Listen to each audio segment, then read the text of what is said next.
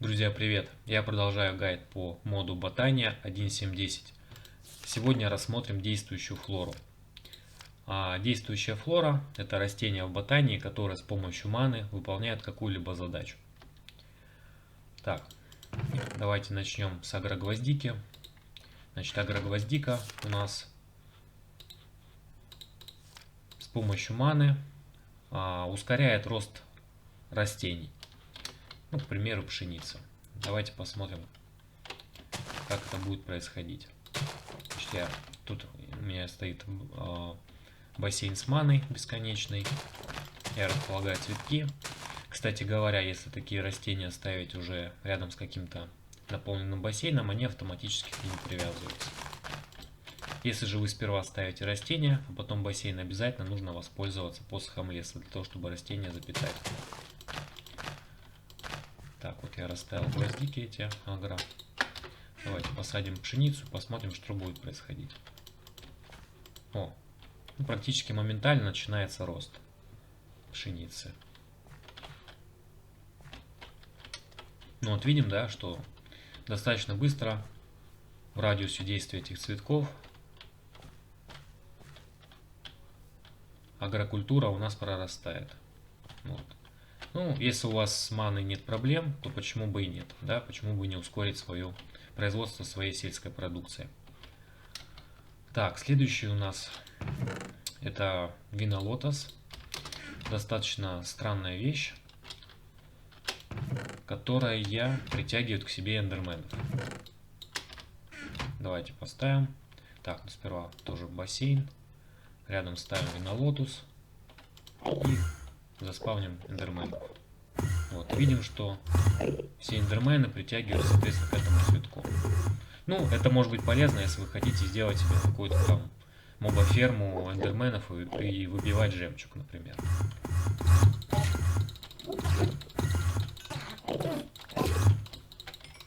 Так, значит,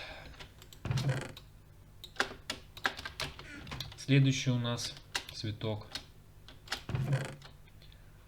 Так, винолотос мы рассмотрели. Это вороток. Ну, мне кажется, это уже достаточно полезное растение, которое притягивает к себе предметы. Вот, например, возьму камень. Причем, обратите внимание, я никаким пока бассейном не запитываю.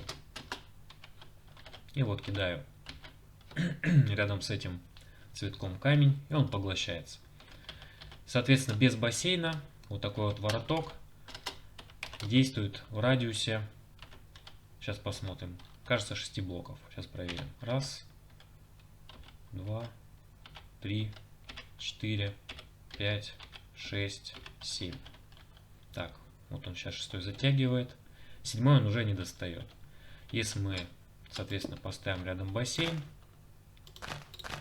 вот, присоединяется к нему этот вороток сразу автоматически. Так, видим, что это тоже пропал. Здесь уже радиус увеличивается до 10 блоков. То есть вот раз, два, три, 4, 5, 6, 7, 8, 9, 10. 10 он должен сейчас затянуть. Посмотрим, да. 11 уже по идее нет. Да, 11 он уже не дотягивается. Ну и соответственно все предметы, которые он притягивает, он может складывать какой-нибудь инвентарь, который рядом с ним расположен. Вот. Мне кажется, это достаточно интересная штука. Тем более, что может работать даже без маны в определенном радиусе. Так, следующее растение это гаецидус. Гаецидус травит мобов,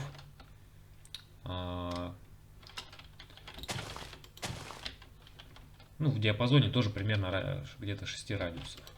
Причем он их отравляет не полностью, то есть не полностью убивает, а оставляет единичку жизни.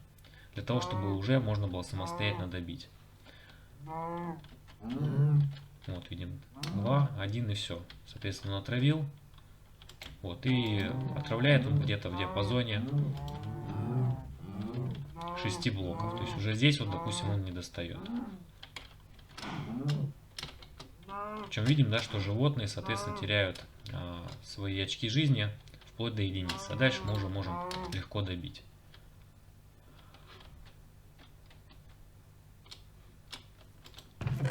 Ну, это может быть, наверное, полезно, если вы хотите там какую-нибудь мобоферму сделать, но добивать самостоятельно. И делать это быстро. Так, следующее у нас растение — это глинарцисс.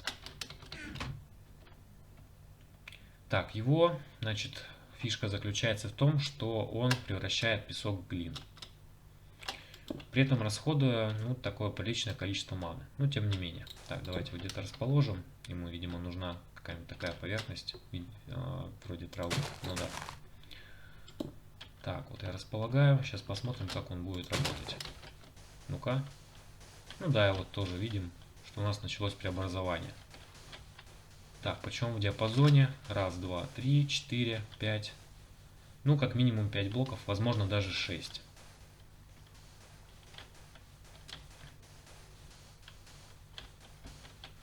Да, конечно, было бы интереснее, наверное, было бы лучше, если бы все-таки он превращал в глиняные блоки, да, и не разрушал песок. Чтобы можно было потом подойти и, соответственно, собрать. Либо рядом с ним придется какой-нибудь вороток располагать или что-нибудь другое, какой-нибудь другой предмет из прочих модов, которые втягивают в себя предметы. Так, ну вот посмотрим. Значит, у нас 1, 2, 3, 4, 5. Но вроде как все-таки в диапазоне 5 блоков он работает, не считая собственно. То есть в радиусе 5 блоков. Ну, этот, в принципе, цветок тоже может оказаться достаточно полезным, если вам необходима глина, которую не так-то просто бывает раздобыть. Так, следующее растение — это джиулия. Тоже это заточено под взаимодействие с мобами. Этот цветок, он мобов от себя отталкивает. То есть мы расположим, он, соответственно, мобов к себе не подпускает. Ну, видимо, здесь, может быть, это полезно, если вы, допустим, построили какую-нибудь там ферму и не хотите, чтобы вам мобы ее вытоптали. Вот он, соответственно, будет этих мобов отталкивать. Например, здесь располагаю. Все, этот цветок мобов отталкивает. Ну, естественно, потребляя ману.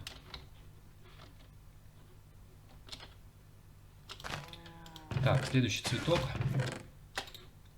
Так, это тоже достаточно интересный цветок, евклидова маргаритка. Этот цветок уже требует у нас дополнения Forbidden Magic.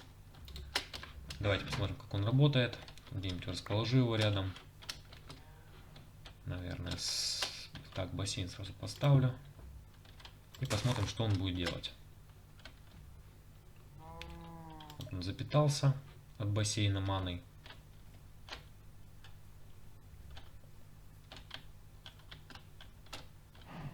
Подождем еще немного.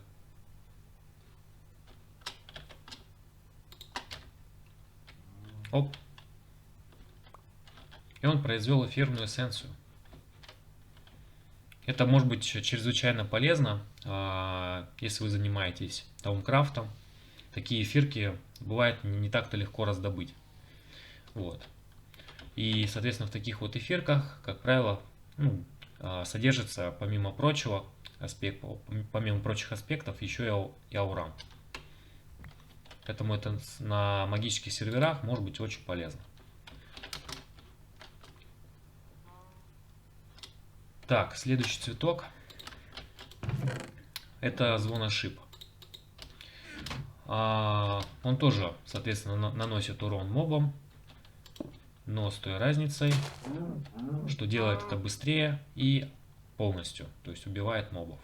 Но это уже как некий аналог шипа, наверное. То есть это как раз для моба-фермы какой-нибудь, если у вас есть, например, спаунер мобов, то можно, соответственно, с помощью этого цветка мобов уничтожать и собирать дроп.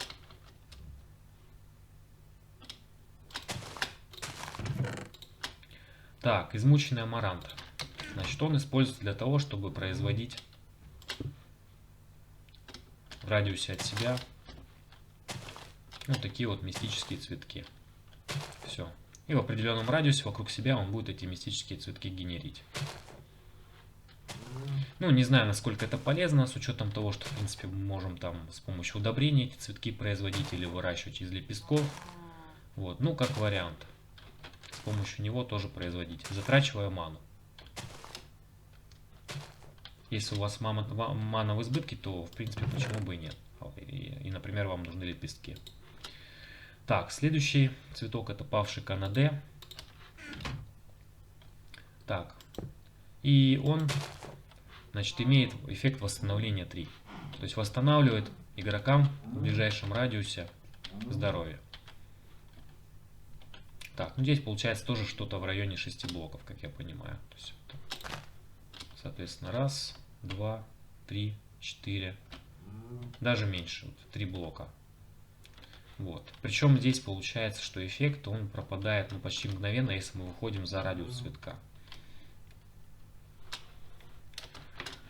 Так, ну и давайте еще, значит, полидизиак.